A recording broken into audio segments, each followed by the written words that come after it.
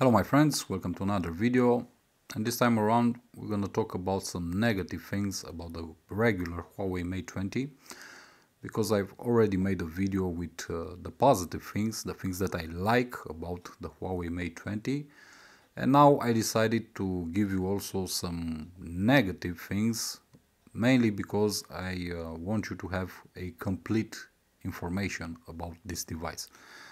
Because I'm always saying there is no perfect device, no matter who builds it.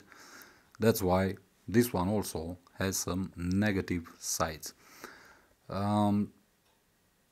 First of all, one thing that I didn't appreciate about the regular Mate 20 was the fact that it lacks a dark mode for the interface. But mainly this is understandable because this device sports a IPS LCD panel. Nonetheless, I've already made a tutorial on the channel where you can see how to enable sort of dark mode or darken interface, as they call it, on the Huawei Mate 20. It's very simple. It only takes about 10 seconds and you can enable dark mode on the regular Huawei Mate 20 also. But I would have preferred it to be already built in the software, and I wouldn't have to go and search around and find a solution. Mainly because on this big display, this IPS LCD display, dark mode actually looks really nice, especially at night. So if you want to see how to enable dark mode, go look it out on my channel. I have made a full tutorial there. Basically you just have to install a theme and that's all, but it's a theme that you won't find in the theme store that comes preloaded on the Mate 20. Another negative thing about this device is the fact that it has no IP68 certification, and I was expecting it to be present, mainly because this is a flagship device. Still, it has IP53, which means splash proof. So you cannot submerge this regular Mate 20 underwater. And actually, I highly don't recommend you to walk with this phone, I don't know, in the middle of a storm or a rain. IP53, kind of low, but it is what it is. Reason number 3, of course, the new implementation in terms of external storage made by Huawei, and this is the nano memory card. First of all, I must say that I don't like the new standard, the new nano memory card. Also, it's very hard to find, and if you find one, it's very expensive. A couple of days ago in Barcelona, SanDisk unveiled their first 1 terabyte micro SD card. So I cannot buy that micro SD card and use it with my Huawei Mate 20, for example, or Mate 20 Pro, because they use a different proprietary technology called nano memory card. I would have preferred that Huawei would have stayed with micro SD cards, but it is what it is. Again, it's called innovation. Reason number 4, if you want, the lack of super fast charging like the Huawei Mate 20 Pro. Don't get me wrong, it comes with fast charging, but this is not the same standard as the Mate 20 Pro.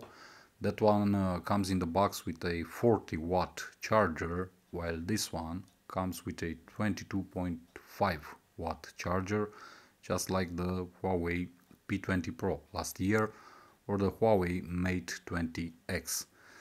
I would have preferred that the whole lineup would support the 40-watt charging capabilities. Don't get me wrong, it charges very fast. Actually, from 0 to 100, the battery is fully charged in 1 hour. So that's okay for me.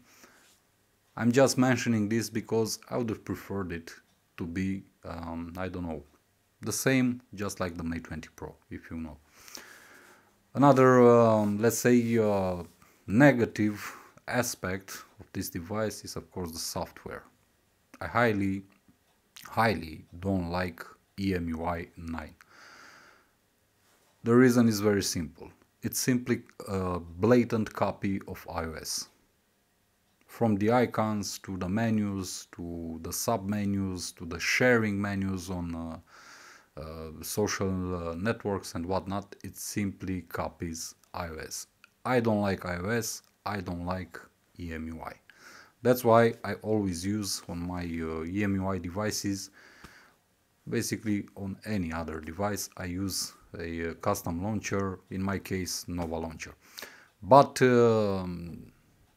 I highly disagree with this ugly interface that Huawei keeps on pushing on every single device they release on the market. Another negative aspect of this device, for me at least, is the camera. And what I mean by the camera, I don't mean the results. I actually mean the microphones in video recording, which capture very tinny sound. I don't like it. I was probably too much impressed with the mics on the Samsung Galaxy Note 9, but to my honest opinion, the sound quality in video recording when using the Huawei Mate 20, just like the Mate 20 Pro for that matter, it's bad. To be honest, it's bad.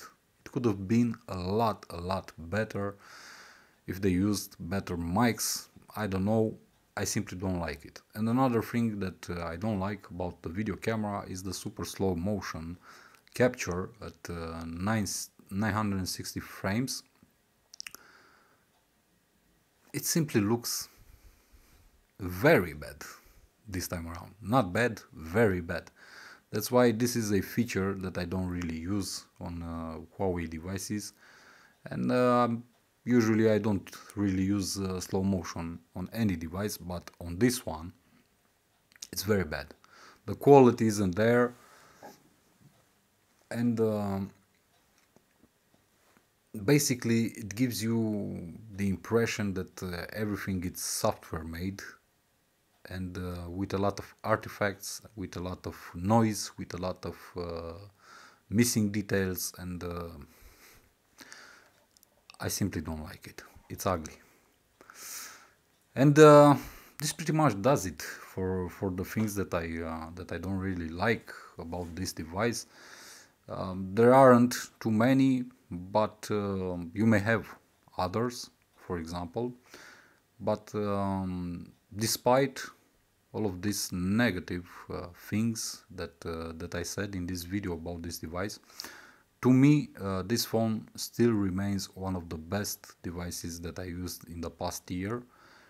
To me, it still is one of the most recommendable devices to anyone else, mainly because you don't pay a premium price tag like on the Mate 20 Pro, yet you get basically 90% out of the Mate 20 Pro in this device.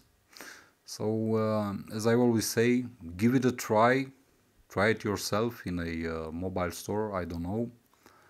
If you like it, then maybe you would like also to buy it. This is it. Thank you for watching this video, guys. See you in the next one, and as always, be safe, be good. Peace.